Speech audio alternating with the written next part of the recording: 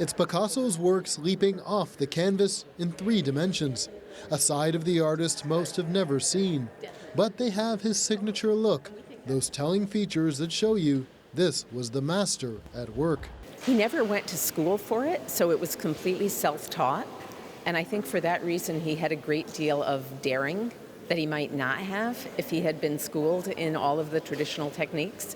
Ann Temkin says Picasso treated sculptures as companions, keeping many of them at home. He created about 700 in his lifetime, compared to more than 4,000 paintings, which is why some of what's on display isn't well known. This is Picasso's first sculpture, made in 1902, called The Seated Woman. And while he wasn't as prolific as he was with his paintings, he still loved to experiment and invent. Early on, his sculptures used traditional techniques and materials. But as his career progressed, the art transformed. He'd use everyday objects, everything from tennis balls to ceramic bowls to spades. So he was kind of making it up.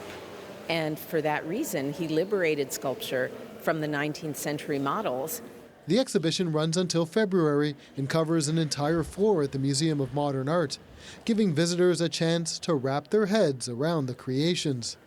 Sculpture is one of the places where he really took a lot of personal pleasure. And I think the pleasure comes through. Some of them are outright funny. Many are personal. Later in life, Picasso used his son's toys for what some believe is a playful self-portrait. It's said Picasso once described his sculptures as an unknown civilization. It's one that admirers can now discover for themselves. Stephen D'Souza, CBC News, New York.